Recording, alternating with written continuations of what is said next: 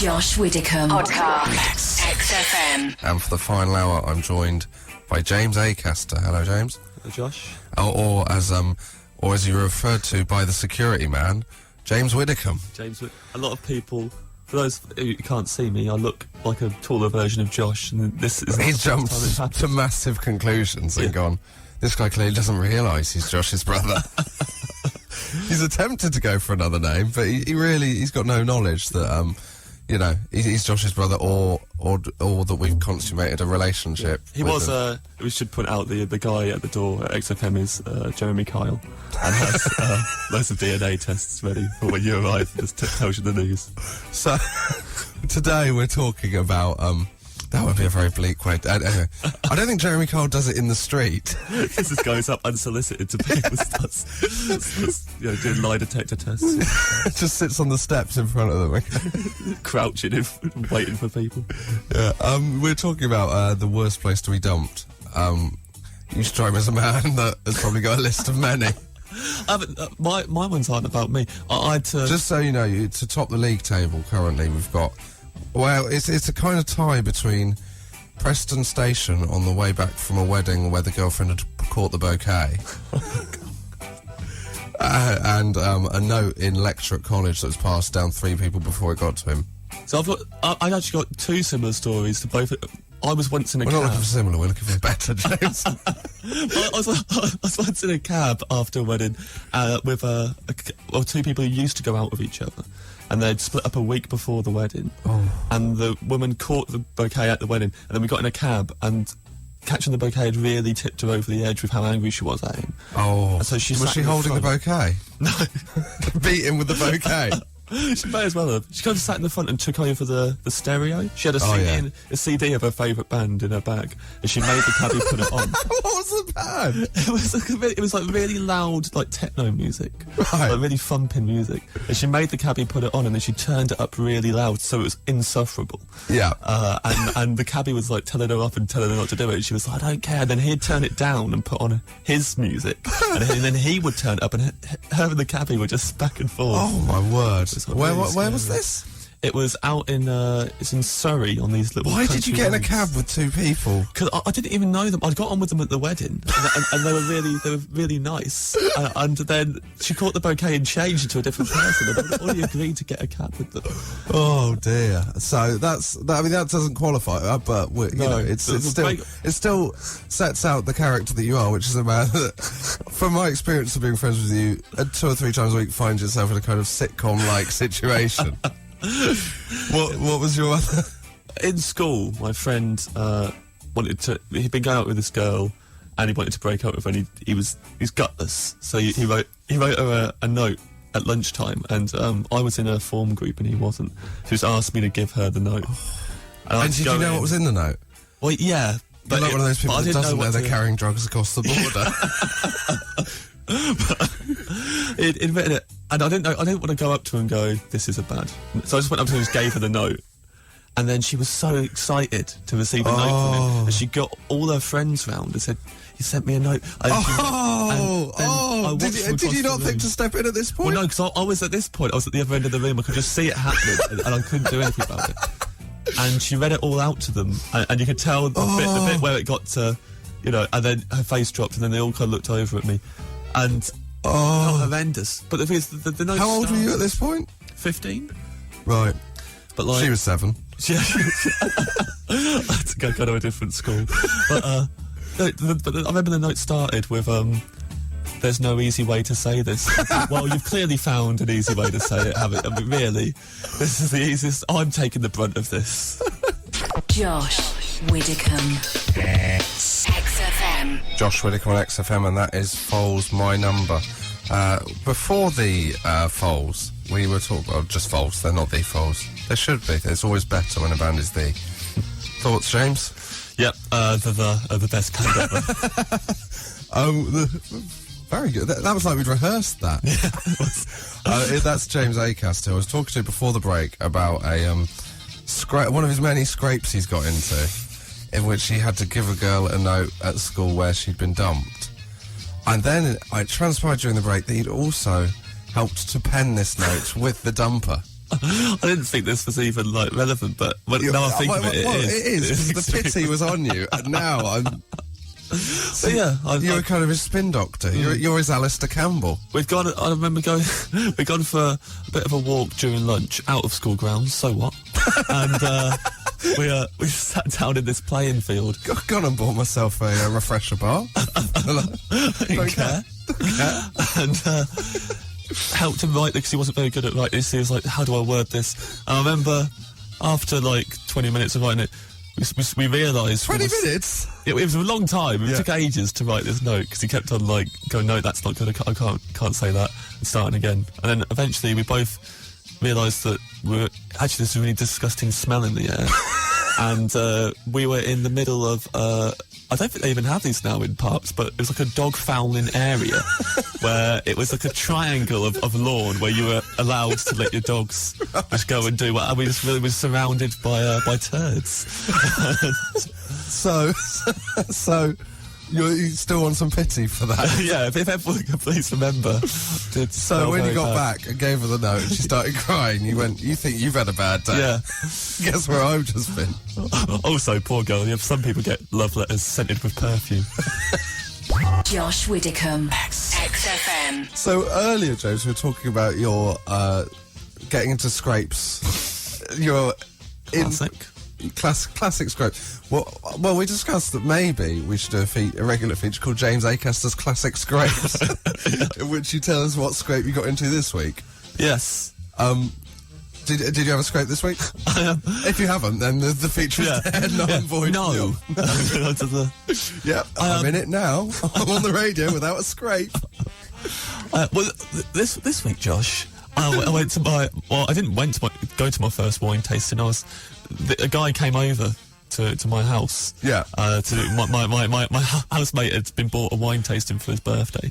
Classic. This guy came over to do the tasting with us. So we're all very excited about it, but basically, when you invite a stranger into your house and you allow them to hold court, it gets a bit weird. Yeah. And his whole thing was like, obviously, mate.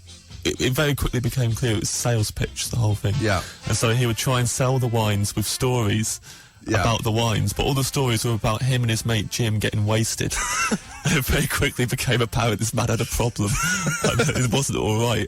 And there was, it was more of an intervention than a wine tasting. Yeah, it's sort of like we should step in at some point. But he had also the most boring drunk stories you've ever heard. One story, he literally went, I was at work. I got a phone call from Jim.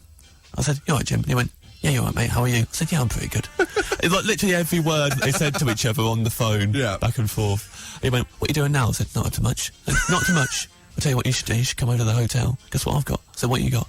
So I got some of that wine you like, that red Australian wine I went the other week. He's like, "You haven't?" I said, "I have." He said, "On the way over here, get some cheese." So I was on the way over, went into the cheese shop. Right, they had loads of cheeses there. Or behind the counter, loads of cheeses. I said, "What's that one?" He said, Big blue cheese." Big blue cheese. Big blue lovely cheese. Do you want that? I said, "I'll have the whole wheel." She said, "The whole wheel?" I said, "Yeah, that's the whole wheel." Not made of stone. Yeah. Made of cheese. Not made of cheese. It went on for ages. He went to the hotel with Jim. With a wheel of blue cheese. With a wheel of blue cheese. They put on the radiator and ate with spoons. And here was the spoons one was a detail he liked, but also what he really boasted about was they know us there at the hotel, so they let us go in the kitchen, help ourselves to the spoons. Free reign of the spoon drawer. Because maybe because their main issue was that you put a wheel of blue cheese on their radiator. Like, let's get these guys out of here. But he was doing the thing of like going, we'd taste it and he'd go, "What you getting there? What you getting?" And one of them went, "You're going to kick yourself. You're going to kick yourself when you don't get this." We're all guessing stuff and he went, No. Tell you what, I'll put you out of misery. Does anyone here remember those little French sweets called Campinos? Well, yeah, but I wasn't going to guess some obscure French sweet from my childhood. Does anyone remember blackjack? Get a hint of Jolly Ranchers. Did you buy any wine off him? We didn't, and I tell you what, he threw a right mood. At the end, he was like, and all of us went, "Oh no, we didn't actually know this would be part of it." and he just got all the wine, slammed it back in his case, and he had an assistant with him. I didn't point that out. He had an assistant with him the whole time, who also Jim sitting there just drunk with a wheel of cheese on our radiator. He shoved his wine back in the box, got his blue cheese off the radiator, put your spoons back, and stormed out the house. I think we can agree that James Acaster's Classic Scrapes has got a solid, almost spectacular Annoying start. a wine connoisseur. Number 1 in a series of many. Stone Roses, She Bangs the Drums, which, what's that about, James? It's about Meg White. Hilarious. Yep. And before that, Tom Odell on XFM with me, Josh Whitcomb, joined by James Acaster, writer of numerous jokes about Meg White. Any other songs you can think of about Meg White? I'm not going to reveal any. It's my new Christmas book. I'm working up to it for Christmas. I'm dreaming of a Meg White Christmas. Is what the book's called, and it's all just jokes about Meg White. What's the favourite Ian Jury song? Hit Me With Your Rhythm Stick. That kind of. Yeah, exactly. The stuff like that. Yeah. All the way through. Well, I'm glad. I mean, despite conversation in the last 30 seconds, you have a girlfriend. It's Meg White. Yeah, I'm being mega very happy. Yeah. But it's the opposite to the White Stripes in that you say that you're boyfriend and girlfriend, but you're actually brother and sister. yeah. You know. It's like, that's how things go. We're talking about worst Valentine's days, and I'm presuming, as a man who we've established last week gets into scrapes, you can probably top all of our listeners on a story here. How long have you got, mate? How long have you got? Just, 3 minutes. I thought, yeah. But the most memorable one was when I went on a first date on the 13th of February with a girl, and then we agreed to go on a date for some. Yeah. Then we agreed to go on a date the next day without thinking what day it was. And did the first one gone well? First one was nice. We went ice skating, but I'd never been ice skating before. Classic. So she was like going round and lapping me, and I was doing the whole kind of. I want to know about the details. After that, no. Anyway, I was holding on to the side of the ice rink, and my legs wobbling like a baby giraffe. Yeah. And then she was having a much better time than I was. But then, like, I agreed to. But she agreed to a second date. She's like, second date. She said, "There's a line dancing class that I go to. So you come line. She's a keeper. Come line dancing with me tomorrow." And I was like, "Yeah, definitely." And then definitely. And then like how old were you at this point? I would have been 18. I think 18 years old. I was going to go to line dancing. Yeah. And Cotton Eye James. Yeah, I went about bought a plaid shirt. And did you? No, I didn't. For a minute. I believe I just dressed nice and casual. Why not? Like jump over your shoulders? Yeah. Didn't even get top button undone. And I got my brother to drive me to the line dancing class. Yeah. And on the way there, yourself out on the way there. Huh? You don't want to tire yourself out by walking there. No, she should have arrived by horse. Would have been more appropriate. Tied it up outside. But my brother was driving me, and on the way there, I got a text from her pulling out of the date. But sorry, I shouldn't laugh. I'd already kind of like committed myself to. I got myself in the zone in my head that I was going line dancing, and this is what I was doing. Valentine's Day. And I said to my brother, I still kind of want to go. And he was like, "Well, I'll go with you." Oh my! So me and my brother went line dancing together, and we were the youngest there by about 40 years. Like everyone else was like way older than us. Yeah, well, understandably. Why has she pulled out? She said she had got home and her mum had thrown her a surprise Valentine's party. Yes. Which I think is the oldest lie in the Valentine's book. Lie. But I felt... that's actually a template on texts for putting out. This just comes with the phone. Sorry, got home. There was a surprise Valentine's party. Send? I have received that text many a time, mainly in the autumn. But yeah, we got there. That's definitely a surprise Valentine's party in the autumn. But yeah, we did the whole we had a really good time, and we ended up really enjoying it.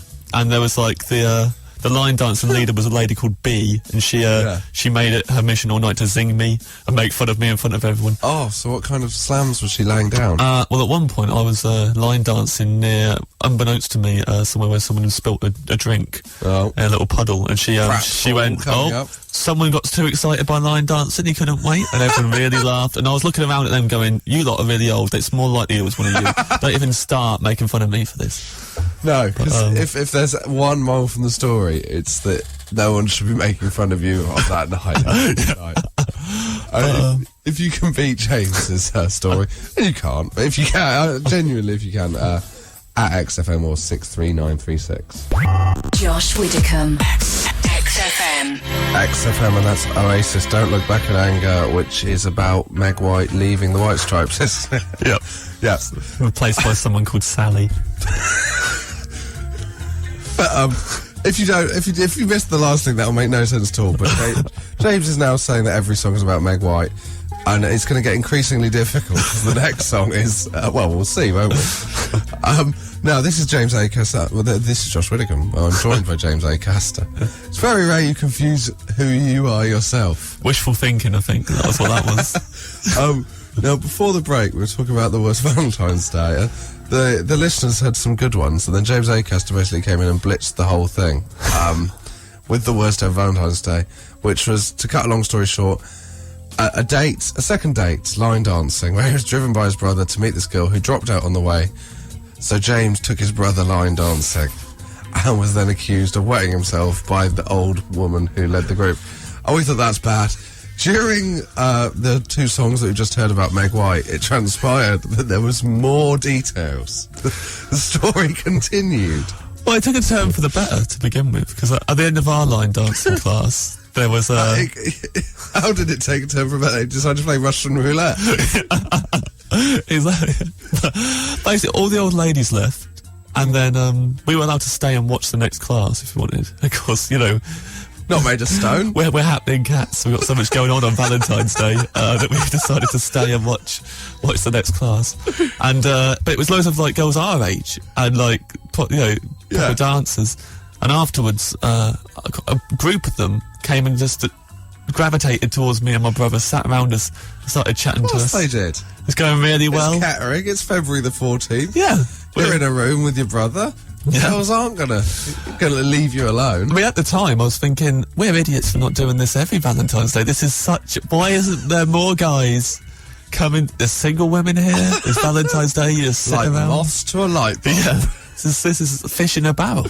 And then like a group of them all went up to my brother. Oh, we'll teach you some dance moves. Come on, and they took him by the hand, took him over to the dance floor. What happened to you?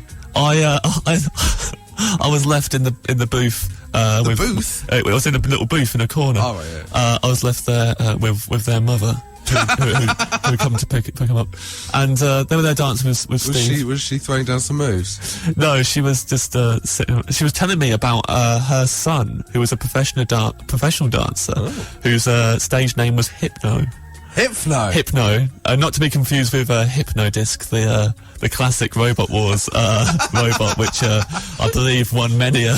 Who's your favourite robot on Robot Wars? It was Hypnodisc, but then I was also a fan of the house robot Matilda, who didn't take it. What about So Kill a Lot? So Kill a Lot was good fun. I mean, I think producer Neil's got a new social media challenge, which is track down all the robots from Robot Wars. Especially, I can't remember what it's called, but the one that originally self-righted itself. Because it used to be a thing where, like, if they got flipped over, that was it. Yeah. And then the first robot that had that self-righting mechanism, then everyone copied it, but the first time it did it, Craig Charles lost it. Jonathan Pierce, I was the commentator on that.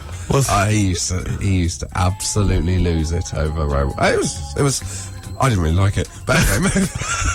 So me and that lady were chatting about Robot Wars, and of course you bloody were. And her son Hypno, and then she eventually, my brother's there dancing, and I kind of gave him the thumbs up, and then she went to me, so how long have you been together? And I realised, obviously, my brother also at the time worked in a gym as a personal trainer. He was very buff, I'm quite a scrawny, weedy guy. He was there just dancing. Of course it looked like that. We've gone to line dancing together on Valentine's Day. And we've already discussed that you dress casual for the event. Yeah. And I tried to clear things up by saying he's my brother, and that made matters worse, quite frankly. She didn't want to talk to me after that. Do you know the moral of the story is never have a go at Meg White, who had the exact same mix-up? Welcome back to the show. James Acaster. Hello, Josh. Hello, how are you? Good, thanks. Yeah, good. Yeah? Yeah. Good week? Yeah, nice week. Yeah? Yeah, went to see a play. Classic Acaster. You know, culture vulture. Just a bit.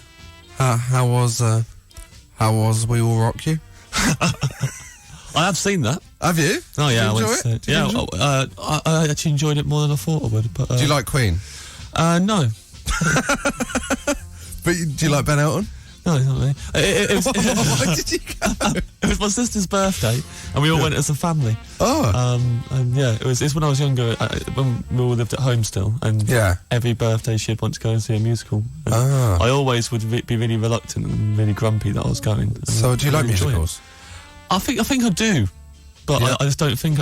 In my head I go, I don't want to see this, and then every time I go, this is spectacular. I've got no time for musicals. When they break into song, that's the worst bit. Yeah, well, really, I mean, if they could cut that, like music and plays, you can't just combine two things. No. It's well, evidently. I also don't like the West End might say different, Josh. They've proved that you really can. It's gone very well. I also don't like those musical books you get where you press the buttons. We're talking today, James, about embarrassing yourself in front of a celebrity. I'm not even going to say, has this happened to you? Because I'm presuming as a red it happens once or twice a week.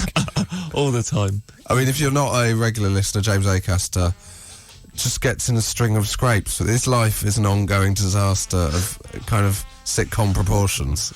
So, hit me with your best one. Do you remember Lost? I do. Yeah. There's a character in Lost. Hurley? No, not Hurley. It wasn't Hurley. You'll keep on guessing. Come on for ages. There was a character. He You're a big fan of Lost, weren't you? I was a massive fan. I watched all of it. So I was really. But I've really forgiven you. Yeah, you still seem past that and continue to be my friend. I know you've got a heart of gold. Now you've discovered I'm also a fan of musicals.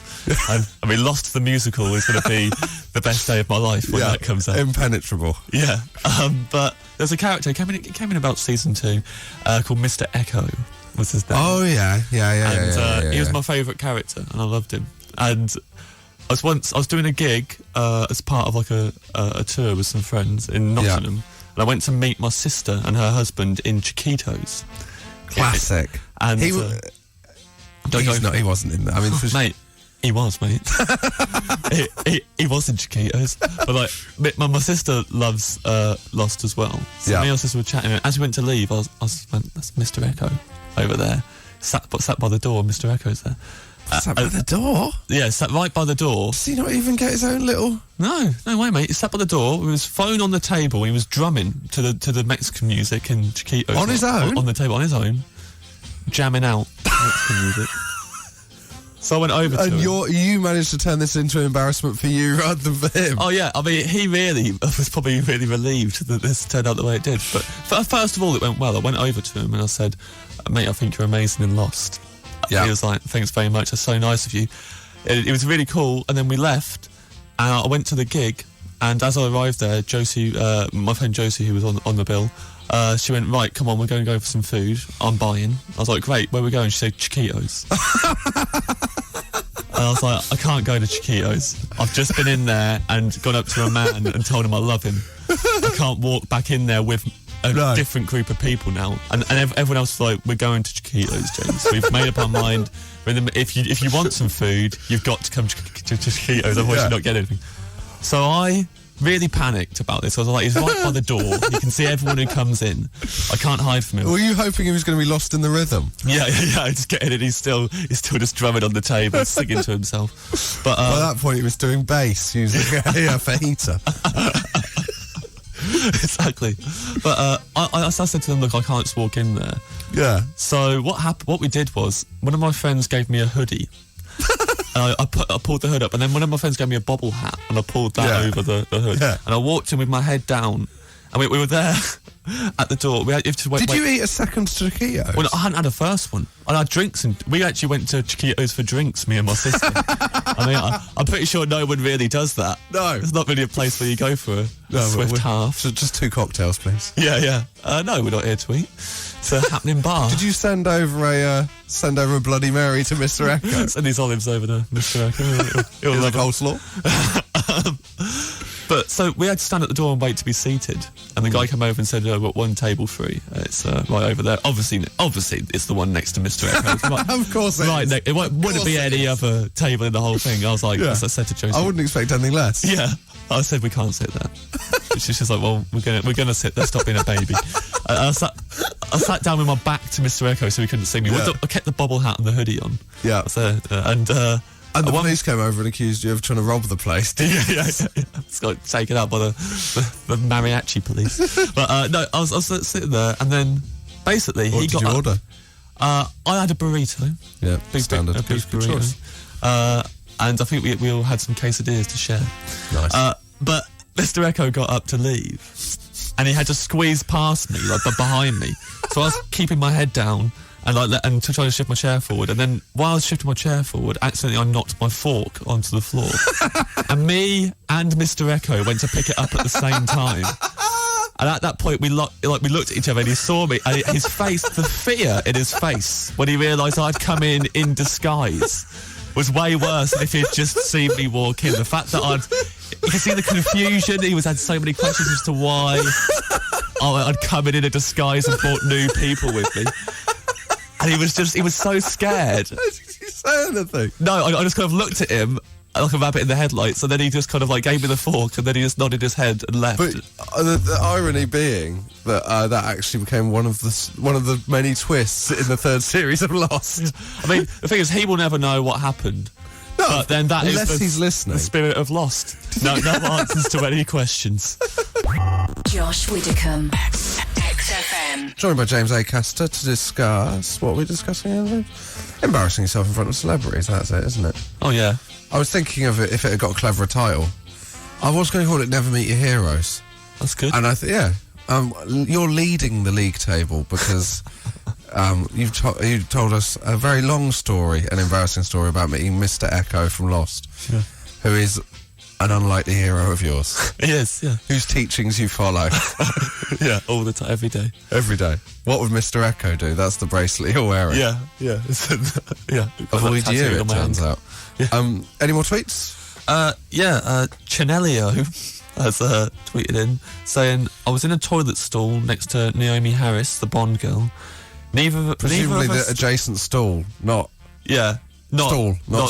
That's a very different... Share in the toilet. Not back to back. Yeah. The Kappa logo. Disgusting Kappa logo. Like some kind of vile Kappa logo. Which actually does look... I mean, the Kappa logo does look like the girls at the beginning of any Bond film, the silhouettes. So it would work quite well. It says, neither of us said a word at the sinks, which I think is only half a surprise. I think the fact that Chanelio didn't say a word, fair enough, but I wouldn't expect Naomi Harris to turn around and go, "Have you seen the James Bond film?" Yeah, that's me. But she adds, "But she knew I'd heard her pee," which I think that's standard for anyone in the toilet. Yeah. I always assume everyone heard that. She also knew she'd heard her because Chanelio was washing the glass she'd been holding up next to the toilet door. Well, that's not embarrassing yourself in front of a celebrity. I think that's acting. Well, no, actually, that's just a description of using a public toilet. Yeah. I think she's suggesting it's more embarrassing for Naomi Harris, but that is a call of nature. She shouldn't be about it as an appropriate place to be doing it. I realised that this week XFM broke the news, some Bruce Willis stuff on John Holmes' show, but I don't think they'll be in the news that Naomi Harris goes to the toilet. It's revealed. She does it, and she washes her hands afterwards, quietly, not speaking to anyone. Yeah, well, I think that Naomi Harris comes out of that smelling of roses. Yep. That's not... Especially if you use the scented hand soap provided in the ladies' toilets. Yeah. I want to know what location that was in. It doesn't say. No, Trinelio, if you're listening and you want to tell us exactly what toilet Harris likes to frequent. Presumably there's a blue plaque. Yeah, there's a plaque there. It's above the toilet. Also, someone's written in saying FYI. For your information. Oh, thank you very much, Josh. Josh Whittaker knows all the calls. FYI, the Bare Naked Ladies frontman did a live streaming collaboration recently with an astronaut who was in space at the time. We'll just make this clear. This is in reference to me wondering what happened to the Bare Naked Ladies. Right. That's someone embarrassing themselves in front of a famous person. It's the astronaut. Yeah, the astronaut going singing out of key in space. Oh no, not in front of the Bare Naked Ladies. In space, no one can hear you sing. That's the problem. Well, I don't know what to make of that. I think it's good. I think I like it. They've added who was in space at the time, because if an astronaut isn't in space at the time, they're just a normal man. Yeah. Doesn't quite frankly, there's no fuss. On bass, Buzz Aldrin. This is Buzz Aldrin's a good name for a bassist. Buzz Aldrin, yeah. Buzz Aldrin, a soul bassist from the 70s. He's one of those people you'd get in a documentary about Motown or BBC4, Buzz Aldrin, looking haggard. We all like Buzz Aldrin. Buzz had a groove no one could touch. One take Aldrin. Josh Widdicombe. XFM Podcast. This is XFM and this is Josh Widdicombe, joined by James Acaster. And we are talking about celebrities that you've embarrassed yourself in front of. James has topped it so far with his Mr. Echo story, but also the man who asked Vernon Kay what time Friends was on is running you close. Any more? You'll find this very interesting, Josh. It says, I saw you, Josh Widdicombe. Oh, in a pub in Holborn. Is this from you? This is me. This is me tweeting. I told you a story about Mr. Echo. I saw you, Josh Widdicombe, in a pub in Holborn at Christmas, which sounds bang on, by the way. Yeah, classic wig cakes. Holborn, Christmas. Josh will be about. Can't make that clear. Not Christmas Day. No, obviously not. That would be a bleak day for both of us. Just the two of us. Still a pub in Holborn. She says she stared at you a lot while her boyfriend argued you weren't famous and that she was freaking out a stranger. I take it that means her boyfriend was saying it wasn't you rather than you weren't famous and you're not worth staring at. But I don't know. I mean, if I was her boyfriend and my girlfriend was just staring at another man all night, I would probably do any argument to stop her from staring at him. I mean, particularly when it's a beefcake such as myself. Yeah, it's like, who's that hunk of burning love over there? Well, I think we can all agree that's definitely the best tweet we will ever have. I mean, she didn't embarrass us. And I hope her relationship doesn't last much longer because her boyfriend sounds like an idiot. And I'm still here. It's Josh Widdicombe and I'm still joined by Tom Crane. Hello. Hello, there he is. Hello. Hello. And we all have on the phone now. Each week, for the last few weeks, James Acaster has been telling us about his scrapes. We've described them as his scrapes. Basically, it's an anecdote in which his life turns into a kind of 1970s sitcom. And he's not here this week, so he's on the phone. Hello, James. You know what I mean? Where are you? I'm in Leicester. Apparently, there's a little new cafe that's open next to the train station called the Postal Bar. This better be a scrape, James, otherwise I'm not interested. There's been no scrape at all, actually, here. It's been going quite well, but what I have noticed is that there's no postal theme whatsoever to the Postal Bar. There's a lot of antlers all over the wall, which has nothing to do. I don't know about you guys, but never received a idea. Never received that antler in the post. So let's move on and get into your scrape, James. Otherwise, the Postal Bar and us are going to get hauled over the coals by some kind of authority. Is it this week that something's happened to you, or are you going for one of your scrapes from the archives? I'm not having to dip into the archives. I mean, to be honest, I'm quite impressed at how in the 4 weeks of doing this, I haven't really had to delve into greatest hits yet. This was every week I seem to just be living the same unfortunate existence I always have in the last 28 years. Unfortunately, I've always got a new one for you. Great news. This one happened on the Tube this week. Yeah. The London Underground. The London Underground. People outside of Zone 6. I am in Leicester. Some people are overhearing this and just looked at me and I said the Tube. Like I was a madman. The Jules Holland TV show from the 80s. This guy's got scrapes from every decade. No, I was going to say, my pet hate on the Tube is when people don't let you off the carriage. Yeah. But you're then walk on before you, and I was in a really packed carriage, and as it was emptying, I was like the last person to get off it. As I went to get off, this guy found on the platform not only got on, didn't let me off, but he also pushed me back on as he went on. Like properly, just like I wasn't there. Yeah. And in doing so, the door closed, and I was still on the tube. It started. The train pulled away, and I was by the way, I was cutting it fine for my appointment as it was, and. What was your appointment? I think I was going to an evening performance. I think I was going to watch my friends play. That's what I was doing. Don't try and make yourself sound more highbrow than you actually are, James. You were going to Pizza Hut alone. And, so what did you do? Well, for maybe the second time in my life, I got angry. Because it doesn't often happen. And I turned round, and the culprit was actually still had the nerve to be standing right next to me by the door, laughing, really smiling like a Cheshire cat, Josh. I looked at him and I was like, I'm not letting this go. I said to him, I probably pointed at him. I was like, I don't know why I bothered, but I pointed at him and I said, you do realise you're meant to let people off the carriage first. It's only polite. What I said. It's only polite, mate.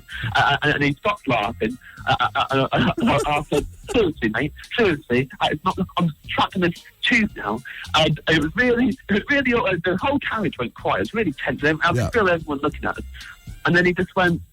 It wasn't me. And then I looked around and I realised the person was sitting. He had gone way past me and sat way down the other end of the carriage.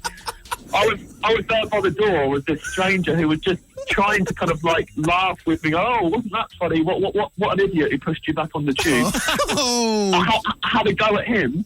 Then we're both standing next to the door together. So I'm kind of like, I can't go and walk away from him. And then the tube did that thing where it just stopped in between stops in the tunnel. Oh, so we were there for about 5 minutes. So awkward.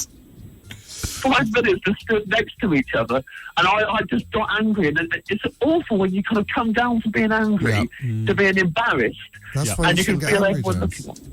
I should never do it. No, doesn't suit me. Well, James, thank you very much. I'm going to leave you with your new catchphrase, which is keep on scraping. Still scraping. Still scraping. We are joined for the final hour on Josh Widdicombe Show by friend of the show, James Acaster. Friend of the nation. Friend of the nation. Don't push it, mate.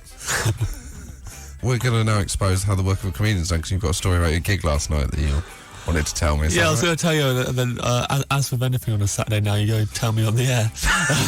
I'm not allowed to speak to you off mic. It's going to be very awkward when you have to come out to me. Yeah. When and not if, Josh. Last night I had a gig in Aylesbury. If there's anyone listening who was at that Aylesbury gig, I hope you were. It depends which half of the audience they were in. Half of them seemed to like me. The other half, livid.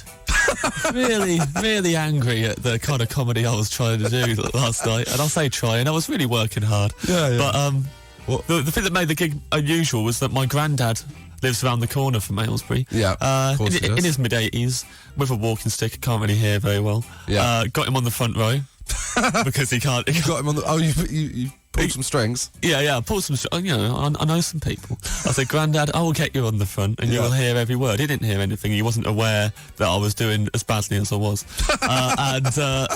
But at the end of the gig, small mercies. At the end of the gig, obviously, I was like, right, thank you very much.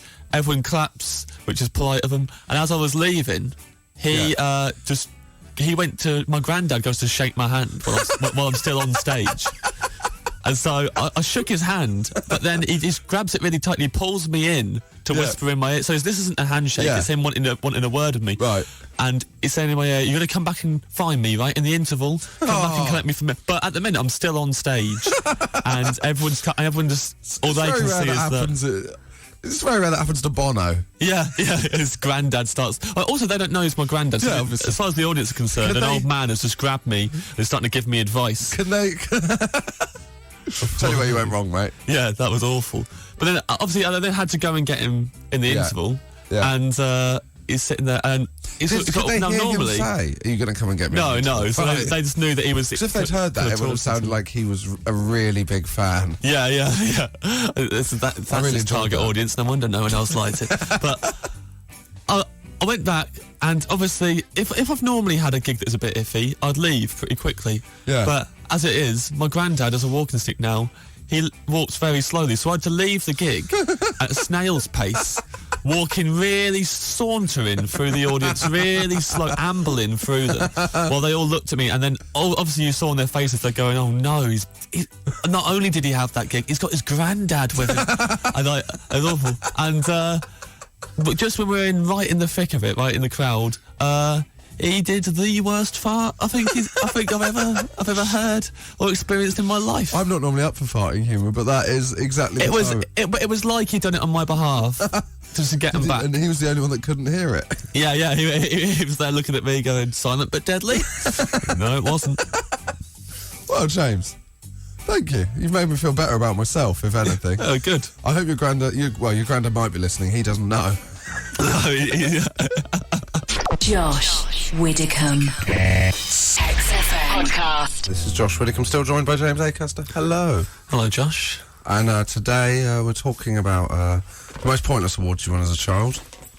Presumably you've won. Presumably you cleaned up. Well, I didn't really ever win any awards. I only got the same ones as everyone else. I got my cycling proficiency, along with everyone else. And I remember when they were handing out the certificates, I was the only one who got the certificate with a bit of a side note. With a caveat. Yeah, everyone else was like, well done, and then me in front of everyone was, James, still a bit wobbly.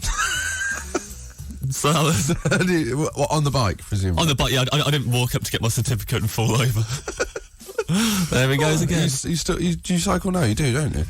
Occasionally. I'm not very... I mean, basically, I get flat tyres so quickly, and then I just throw a massive salt. That'll be because you're constantly wobbling left and right. Yeah, I got a flat tyre on the way back home. First night I moved to my new house, on the way home, was got a massive flat tyre, and then the bus driver, who was behind me, stopped the bus and convinced me to get on the bus for free. But I had a fold-up bike, and I had to fold it up before getting on the bus. Because I was in such a tiz, I started to just, mess up the folding, and everyone on the bus was looking at me, getting so angry because it wasn't a designated stop or anything, and I was there just messing up the folding of the bike. What kind of bus driver does that? He was a really nice bus driver, but even he was looking at me like, actually, I've been too nice to this guy. This is not on. Well, it's good that your cycling proficiency has paid off. You've got some tweets in about this, have you? The most the worst awards.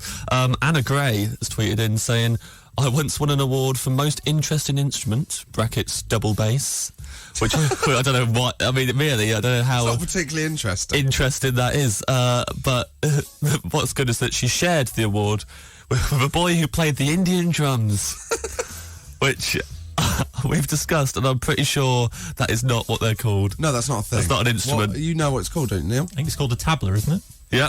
Yeah. Tabla drums. I'd say that he should have won. Yeah.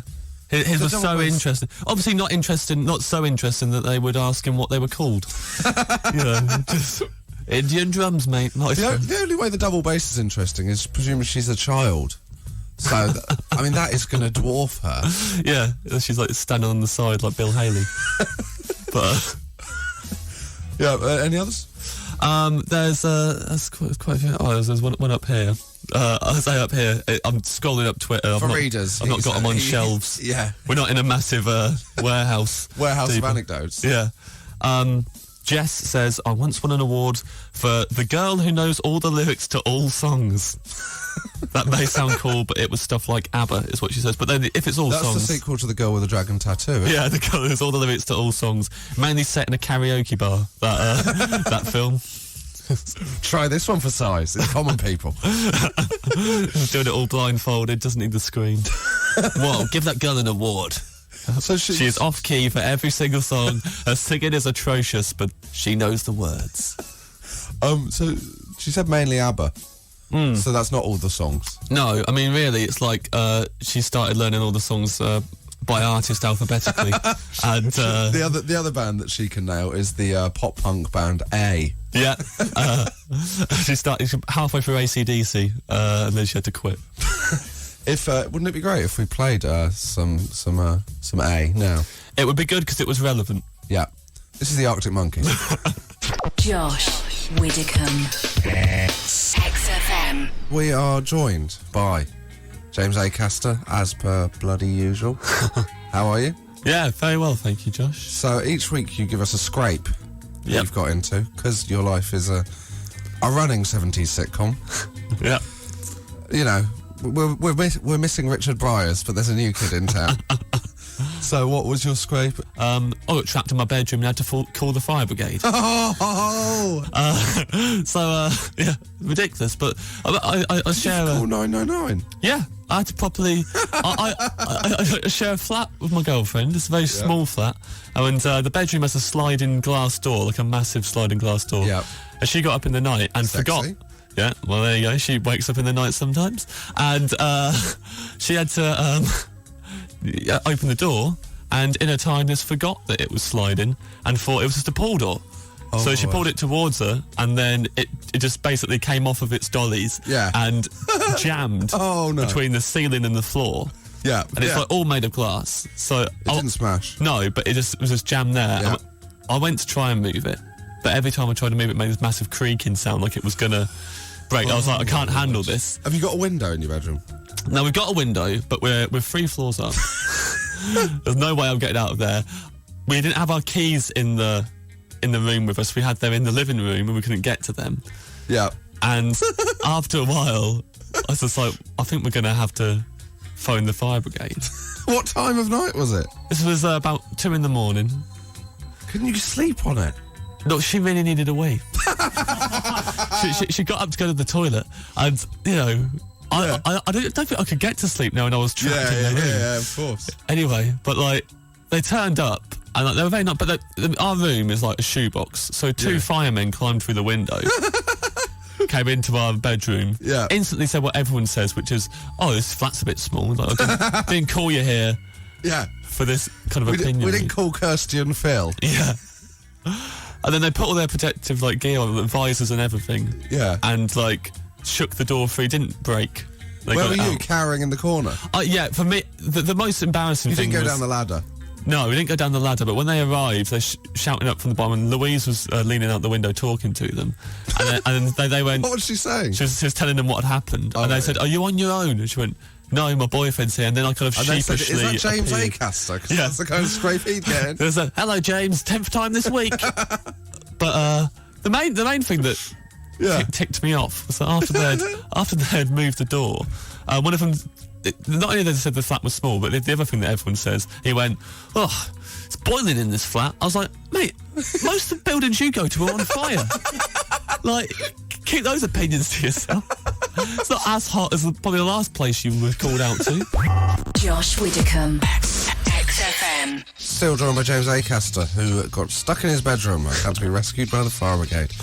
Guilty?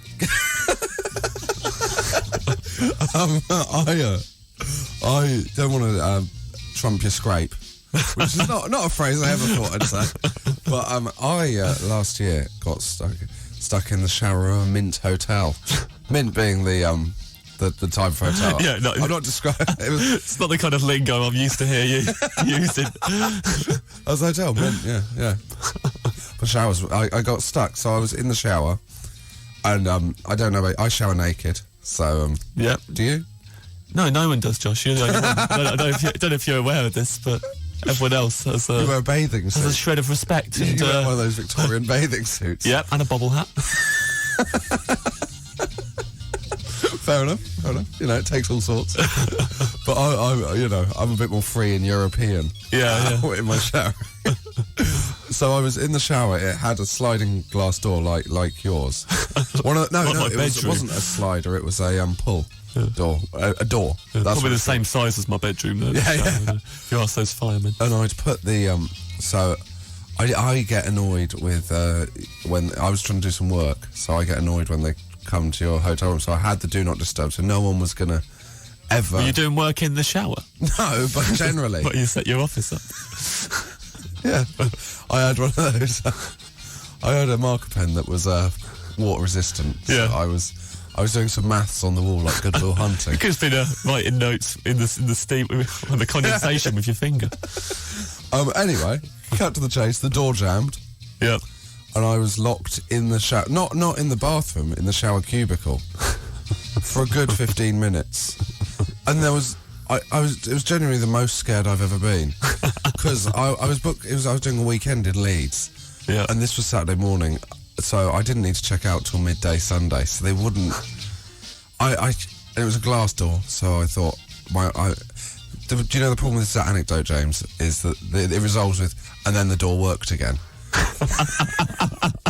But for those 15 minutes... If that was me, the fire would you have brigade done? would have been called in no time. Well, I didn't have my phone. I don't take my phone into the shower. You keep it under your bobble hat. Oh yeah, I've got it in my bum bag. So I would have just got the mobile phone out of there, phone him up. James, yep, stuck in the shower again.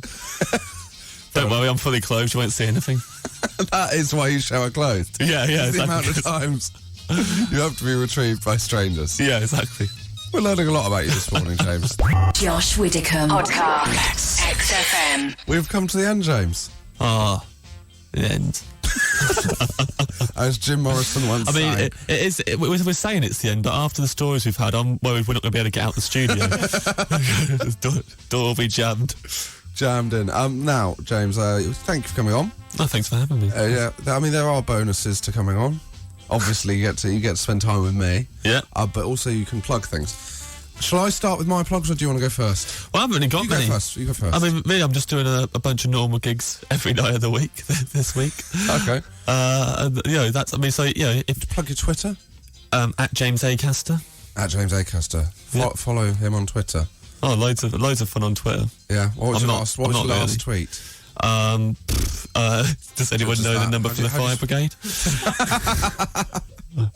998. I am on Twitter at Josh Widdicombe. I'm going to do some plugging of myself now, because you're not going to plug yourself. Is that okay? Oh yeah, you plug away. Oh no, this is what I'm going to do. I'm going to, and this has to stay in the podcast, Neil. I'd like to congratulate Verity, my friend Verity, who has just given birth to a boy called Arthur. She named him Arthur. He wasn't already. No. Oh, it's an Arthur. I was almost called Arthur as well, but congratulations, Verity. She's genuinely the most pregnant woman I've ever seen. When she was massive from about a month in. Yeah. So, and then he was 2 weeks late. Unbelievable. What? Classic Arthur. Classic Arthur. So that's my plug. Is that a plug? A woman was pregnant. No, she's giving Arthur birth. Overs Morel. Hear that name. What's his? It's going to be massive. What's his Twitter? At Arthur Overs Morel. At 48. At Brilliant Baby. At Brilliant Baby. Next week, set up Arthur's Twitter. But thank you, Verity. Thank you for that plug. I mean, I do mean this, but now it sounds like I'm actually having a go. But no, I'm genuinely pleased for her. You're very happy that. Very happy, yeah. She had a baby. Yeah, I should stop talking about it. Well, Maybe we shouldn't keep this in the podcast after all. this has been my favourite thing for a long time. Seeing you somehow managed to dig a hole by being nice and sincere. You're not even saying anything wrong. Hello, James. How are you? Yeah, good thanks, mate. Yeah. Yeah, good. Yeah, pretty good. Good. What have you been up to this week? Usual stuff. Gigging and making everyone laugh. Oh, Constantly. very arrogant. Constantly making people laugh. I went to M&M World. You went to M&M World? Yeah. Good. It's an atrocious place. Have you been there? No. No, of course not. Why would I go? Well, I went with our friend, comedian Nick Helm, because I knew it would wind him up. And also, they have no... I went in there to see if they had peanut butter M&Ms, which are really nice. And you can only get them in a few shops around London. And I asked one of the guys, you got the peanut butter ones? And he said, no, you have to go to special shops for those, to which Nick just threw his arms in the air and gestured at the fact we were in M&M world. Yeah. No, you've got to hold something back. Yeah, world. Clearly. We are talking today, James, about our worst work colleagues. Because I had some dreadful work colleagues on in the first hour. The top tweet so far, because as always, me and Neil like to keep a league table. Yeah. Is genuinely one of the most befuddling tweets I've ever received. Right. So this is a man, I think, presumably nominating himself. Okay. Because if he's not, he needs to be not, and someone needs to nominate. Michael Kirkman tweeted in to say, I once sacked a guy because he looked too much like Bill Turnbull. I don't even know who Bill Turnbull is. Bill Turnbull is the presenter of BBC Breakfast News. I don't know what to do with that. Well, this guy, to be fair, could be the boss in charge of BBC Breakfast News, and all the news report. They can't all look the same. What he'd meant to write was, I once moved a company to Manchester in an attempt to force out someone who was Bill Turnbull. Yeah.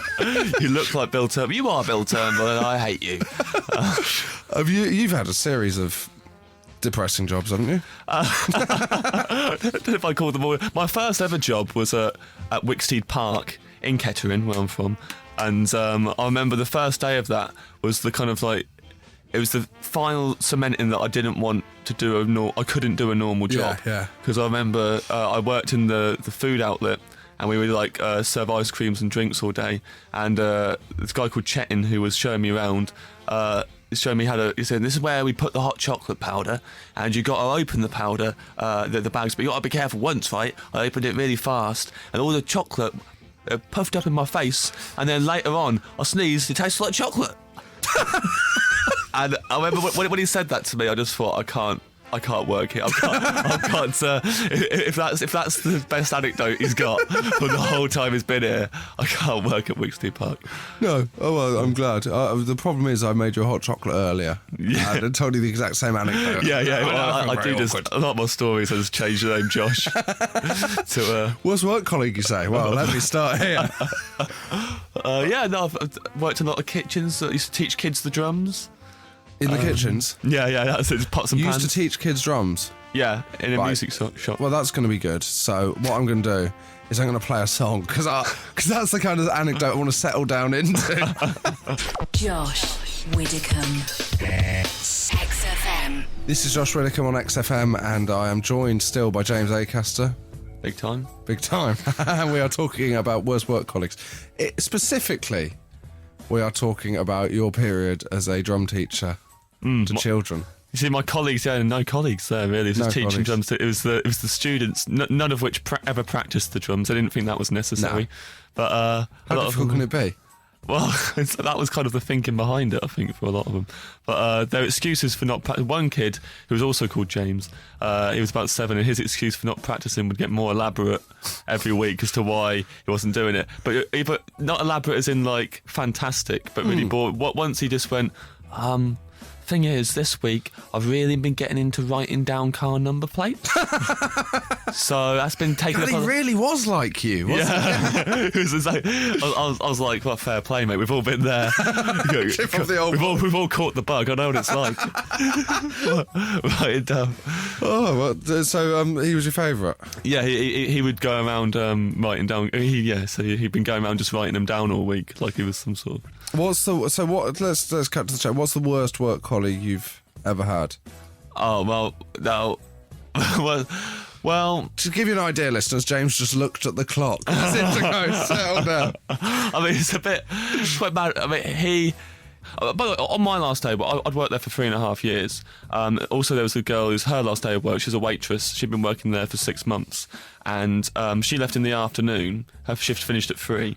And she left with an arm. She had to have people help her carry her presents and cards out of the door. She had like a massive card that played a song when you opened it. And all day she kept on opening it and laughing. And they were all helping her lift all her presents into the car. Then at the end of my shift, which was in the evening, everyone just said, "See you later, mate." Shook my hand. I was like, fair enough. Maybe they got me, at least Surprise coming up. Yeah. And there was Josh, because I walked into the car park to my Ford Fiesta and discovered that they had covered it with dessert sauce and fish juice. And it was mainly haddock juice, which is the worst. Which, by the way, got into the air vents, and my car didn't lose the smell for a month and a half. Also, the dessert sauce, they were clever enough to squirt it underneath the handles of the door, so I couldn't access my cleaning products which I had inside the car. I couldn't get into the car. So I ended up phoning the perpetrators who had already gone home and making one of them come back and help me, and he was not. He said, "Why do you think I would want to come back and clean your car?" To which I replied, "Why did you think I wanted to?" I was there going, "You guys know me, you know what I'm like. Last day. What a treat." Yeah. Haddock. Josh Widdicombe, XFM. This is Josh Widdicombe, joined by James Acaster. Your role on the show has become one of basically relating a horrific scrape every week, because as we know, your life is like that of a 70s sitcom. Yeah. You are an ode to kind of Terry and June. I'm just trying to change the clock back, so this is like BBC in the 1970s, which isn't a place we want to talk about. Let's move on. My favourite thing that happened last week is a lot of people started tweeting in with a hashtag for you. Of different varying hashtags. Yeah, I mean, people need to. I think all the listeners need to get together and decide. Set a hashtag. Someone called me the Scrape Master. Hashtag Scrape Master. Someone just hashtag scrapes. Hashtag scrapes. I think hashtag classic scrapes. What's your scrape this week, James? We were talking about me teaching drums earlier, and then I remembered the most bizarre band I've ever been in, which I was in for all of an hour. I used to have singing lessons. Because we can already tell you've probably got the voice of an angel. I heard my speaking voice and thought, this is wasted on just conversation alone. I know this. I know I can make this sing, but I couldn't sing so much. So I could play the drums. So I went and I had singing lessons from this Italian woman in Kettering called Cecilia. Cecilia should just like leap on any idea, and she's like grade 8 flute. She said to me one day, I'm forming a band, and I was wondering if you'd like to be in it, because we need a percussionist to play congas.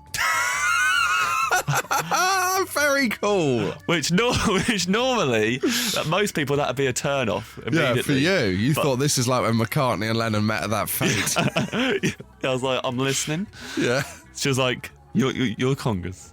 I'm playing flute, and one of my students called Mike is playing didgeridoo. Brilliant. That's the full lineup. And you thought, why not?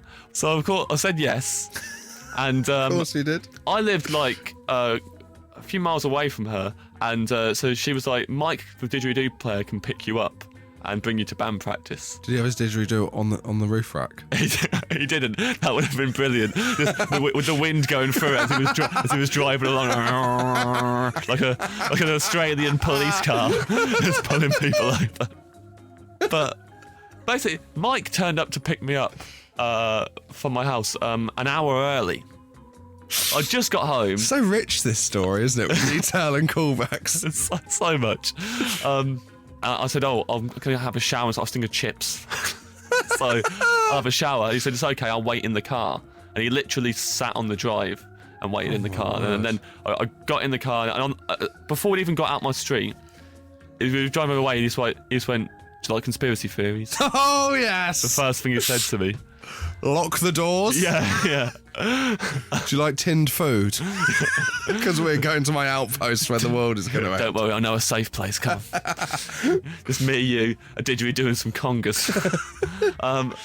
We got to Cecilia's house. It was just a jam, which for the listener is when you just let yourself go, let the music take you, and improvise. And we finished the first song, and Mike said, "Pretty good. The congas though, are a bit too busy. You need to simplify them." Yeah. I was like, "Yeah, that's fine." And Cecilia went, "Just do what you want." And he went, "I'm just saying." Okay, fine. So we played again. I simplified the congas a bit. Of course it is. Team player. Yeah, I'm not going to rock the boat. Stop the song. Mike went, "That was good. Congas now too simple." Start putting a few more flourishes in there. And Cecilia went, "James, seriously, you don't have to listen to him. It's fine." And he went, "Look, come on. We're allowed to have an opinion, Cecilia. I'm just telling him." It's getting a bit heated. Yeah. We're about to start the third song, and Cecilia's next student arrives. Cecilia went, "Oh, you can wait in that room. We'll be done in a minute. Or if you want, you can stay and listen." And she went, "Oh, what? Have you formed a band?" She went, "Yeah, this is our new band." And this lady went, "Well, my son is a music producer.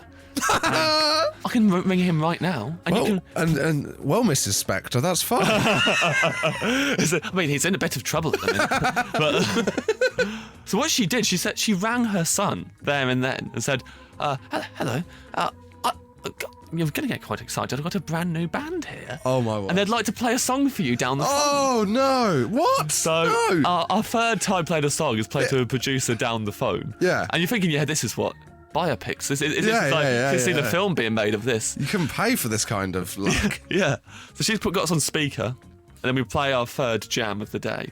Then at the end of it, Mike goes, "James, look, the congas are all over the place. I'm not really feeling it at all." And Cecilia goes, "No, seriously, James, do what you like." And then Mike gets up, slams his didgeridoo down on the sofa, and just goes, "I knew this would happen.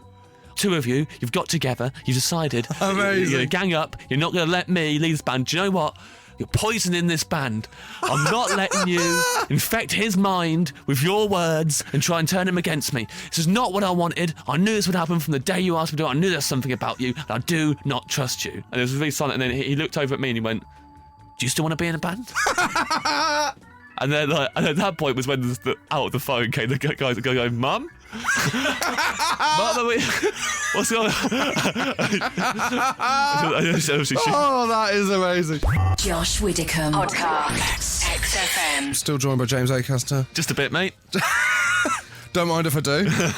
And we are talking about the worst work colleagues you've ever had. You've got some tweets, James. Yeah, there's some very good ones this week, but I think my favourite is Claire Newton, who says, "I had a colleague when asked how are you, would respond fair to middling." And then she goes on to say, he also tried to bonk me at the Paris Air Show in 1991. That's amazing.